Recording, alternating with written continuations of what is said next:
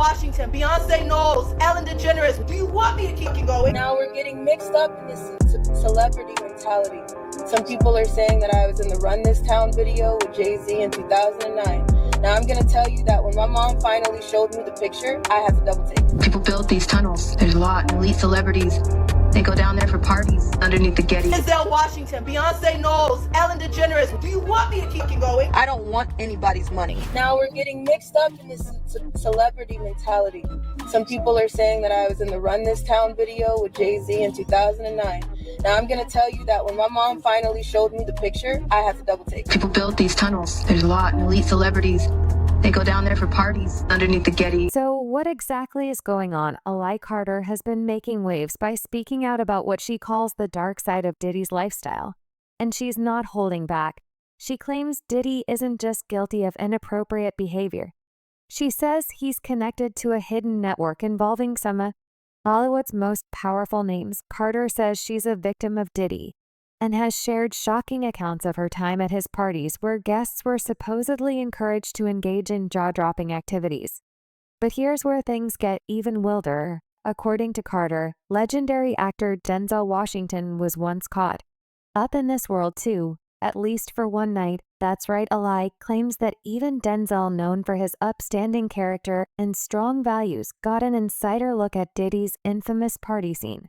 Denzel Washington, Beyonce Knowles, Ellen DeGeneres. Do you want me to keep you going? I don't want anybody's money. Now, Shad Diddy Combs has never been shy about his reputation for throwing some of the most extravagant and out there parties in Hollywood. His gatherings in places like the Hamptons, Los Angeles, and Miami Beach are practically Hollywood legend. They're known for their wild energy and exclusivity, attracting A-listers from across the entertainment world. But these parties apparently cross the line even by Hollywood standards. And it sounds like Denzel Washington saw this firsthand. The story goes that he and his wife Peta were invited to one of Diddy's bashes back in the early 2000s. According to insiders, the night was all glitz and glamour at first. But as the hours went by, things reportedly took a darker turn. Denzel, who was raised with strong values and speaks openly about his faith, was not impressed. In fact, around dawn, he'd had enough. According to sources, he confronted Diddy directly, shouting, "You don't respect anyone," before he and Peta stormed out of the party. What exactly set Denzel off isn't clear, but his reaction suggests he witnessed something that went against everything he stands for. Denzel's known for staying grounded, and this incident only adds to his reputation as someone who doesn't tolerate disrespect or cross the line for the sake of Hollywood glitz. Like, we here to try to raise money for these, mosquito bed nets. So if you don't understand, just imagine living in Africa and your little infant child. The event reportedly took place in 2003 at one of Diddy's lavish mansions. Though it's unclear if it was in the Hamptons, Los Angeles, or Miami, Diddy's parties have often been described as freak-offs, events where anything goes and the host's desires seem to take center. Stage, this atmosphere may attract some of Hollywood's elite.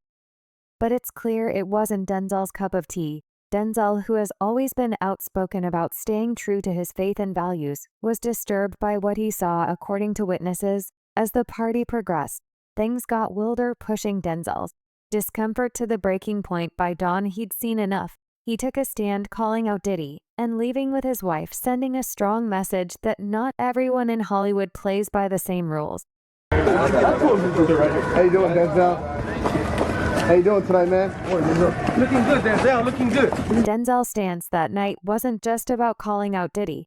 It was a reminder that some stars stick to their principles, even when others don't. In fact, Denzel once famously said, "You leave before the devil shows up." And if the rumors about Diddy, these parties, are true, Denzel didn't just leave early. He left with his dignity intact. Always told me we'd be at the parties. He said, "You leave 30 minutes for the devil get there." Ally Carter went further to suggest that Diddy's connections to Jay-Z go deeper than anyone suspects, hinting at a network of tunnels under places like the Playboy Mansion. These tunnels, according to Carter, weren't just passages, but were allegedly used for some of the most disturbing encounters imaginable. Now we're getting mixed up in this celebrity mentality. Some people are saying that I was in the Run This Town video with Jay-Z in 2009. Now I'm going to tell you that when my mom finally showed me the picture, I had to double take. Ollie Carter isn't alone in these claims. Reports over the years have hinted at a series of secret passageways and tunnels beneath Hollywood's elite neighborhoods, connecting everything from celebrity mansions to exclusive clubs. For context, back in the mid-20s, whispers started swirling about some super secret underground tunnels supposedly connecting Diddy's place to the infamous Playboy Mansion. The rumor mill kicked into high gear right around the time Diddy dropped $40 million on a swanky mansion in the same neighborhood as Playboy's notorious estate in 2014. Coincidence? Some folks thought not. Apparently, these hush-hush tunnels were designed to let Diddy slip over to the mansion whenever he wanted, dodging the paparazzi and avoiding the spotlight. But let's be real, no one's actually come forward with proof of these underground VIP lanes. So it's all just rumors for now. But here's where it gets even more interesting. Playboy wasn't exactly rolling out the welcome mat for just anyone back in the day. They were strict about their guest list. Take Robo, for instance. He spilled that no matter how much of a celeb you were, you couldn't just stroll in with your whole entourage. It was invite only, no plus ones. And poor Luke Wilson learned that the hard way. He thought he could pull fast one by sneaking in a friend and claiming it was his brother Owen Wilson. Nice try, Luke. The mansion security wasn't buying it. And he got the boot for his little stunt, and a temporary ban to boot. Wilson recalls, I got DNA ad from the Playboy Mansion in Los Angeles. That means do not admit. That's their special word. I tried to get a friend in, and I'd shown up, and they said, who are you with? And I'm like, I'm with my brother Owen. And they're like, we need to see him. It was actor Ollie, my friend, Eckelman, who doesn't look anything like Owen. I was not allowed to go there for a year and a half. I had to make kind of a tearful phone call to Mary, the woman who kind of runs the operation. I said, Mary, what I did was stupid. It was wrong. Heps. Hugh Hefner been so generous to me. All I did, I think, cry on the telephone. The late Hugh Hefner was very selective with who he invited the parties. And as it turns out, he also extended himself for certain A-list celebrities. It is an urban legend that in the 70s, Playboy created tunnels to sneak A-listers into the mansion, according to the Playboy website. The tunnel did exist, and there are blueprints showing the tunnels and where they lead to Playboy rights. So according to this blueprint, tunnels were built to the homes of Mr. J. Nicholson, Mr. W. Batty, Mr. K. Douglas, and Mr. J.K. H. Will go ahead and assume they're talking about Jack Nicholson, Warren Batty, Kirk Douglas, and James Caan, all of whom lived near the Playboy Mansion during the late 1970s and early 1980s. There are no dates on the architectural schematics, but the dates on the Polaroids were from 1977. It is said that Playboy kept very quiet about the tunnels and didn't intend on speaking further about it. In any case, some of the people who managed to witness what happened in the mansion were able to describe what Hugh termed as pig nights. According to his employees, the editor-in-chief held the bash on Thursday nights. However, they would look the other way while Hefner did all sorts of crazy stuff. The guys on the mansion list were expected to bring women. They were ranked.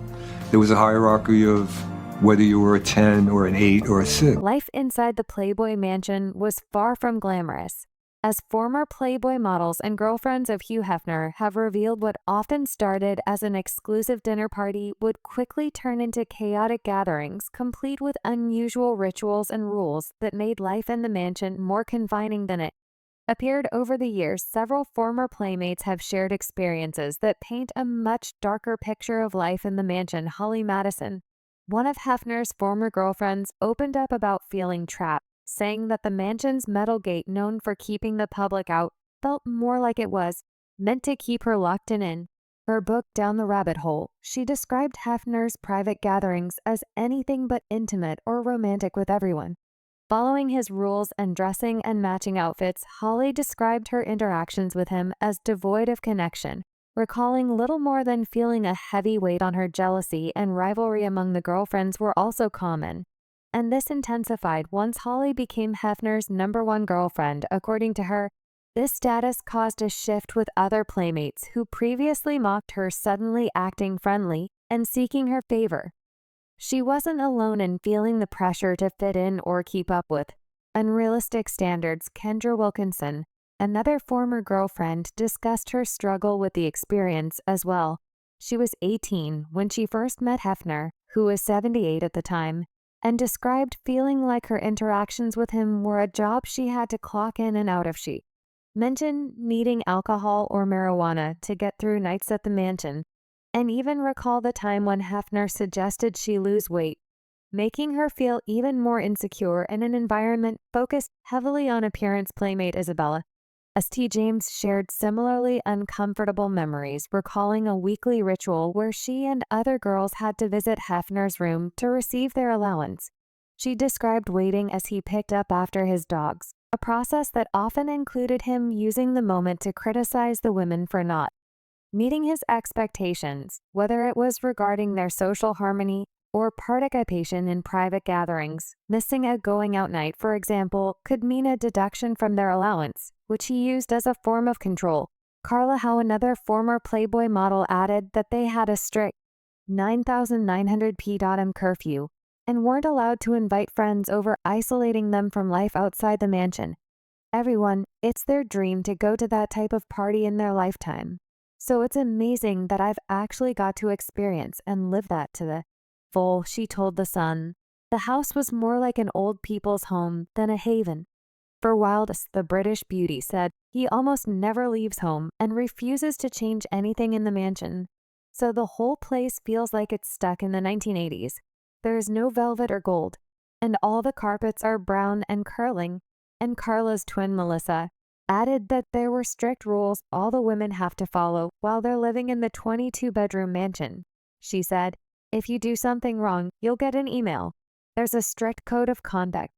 There are even rules about Instagram and Twitter. You've got to show everything in a good light, and if you're drunk in a picture, you'll be in trouble, while the Playboy bunnies could enjoy nights on the town at Hefner's expense. The living girlfriends didn't have much freedom. Kendra claimed she said she had to be at home every night by 900 p.m., which made her feel trapped. Nights were hard, because while my Playmate friends got to go out and party, I would have to be home by 9 o'clock p.m. Kendra said, I'd get a text message from a girl that read, having so much fun in Vegas. Wish you were here partying with all these football players. And that was devastating. I felt so trapped and angry when I was missing out on something good. Isabella also described dirty carpets in the mansion and the poor state of the girls' rooms. In her book, she wrote, although we all did our best to decorate our rooms and make them homey, the mattresses on our beds were disgusting, old, worn, and stained. The sheets were past their best too. The conditions that these ladies went through while at the mansion relate a lot to what Cassie Ventura described in her lawsuit.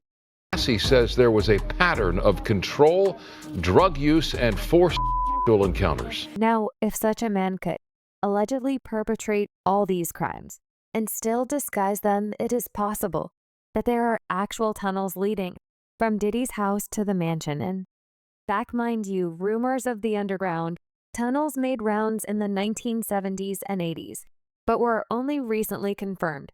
4 actors had secret underground tunnels directly from their homes to the Playboy Mansion. So Diddy's tunnels could exist, but it would be a matter of time before concrete evidence is brought forward. Meanwhile, many fans suspect these underground tunnels served other purposes than just connecting to the Playboy Mansion. They theorize that these tunnels could have other secret passages leading to bunkers where Diddy's freak-off parties take place. The music is famous for his wild parties, which many of his industry colleagues, including former Mentz and associates, have spoken about at length. In any case, with all the Diddy has been accused of, fans have been casting doubt on Denzel's alleged involvement. In all this, Denzel Washington is not just a respected actor. He's also a devout Christian who openly discusses the importance of faith in his life. Over the years, Denzel has spoken at length about how his success is due to his commitment to God in a 2017 interview with CBN about his film Roman J. Israel Esquire.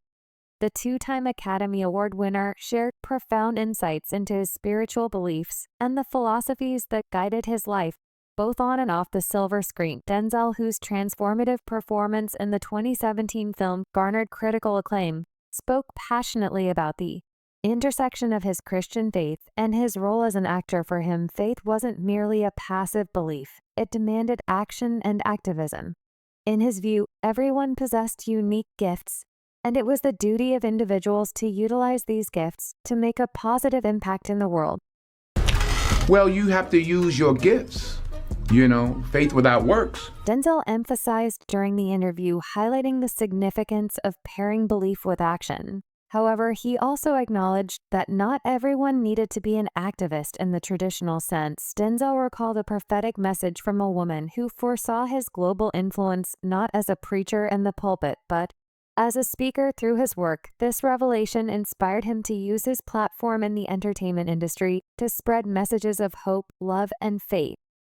When Denzel questioned his pastor about his purpose, wondering if he was meant to become a preacher, the response was profound: "You already have a pulpit." That one line hit Denzel hard, making him realize he didn't need a church to spread good and make an impact. He was already doing that on the big screen, reaching people all over the world. So, with a mix of humility and confidence, Denzel took on a new mission, using his work to inspire, provoke thought, and make a difference. In his movie Roman J. Israel SQ, Denzel didn't just play a character, he brought some real-life faith into the role.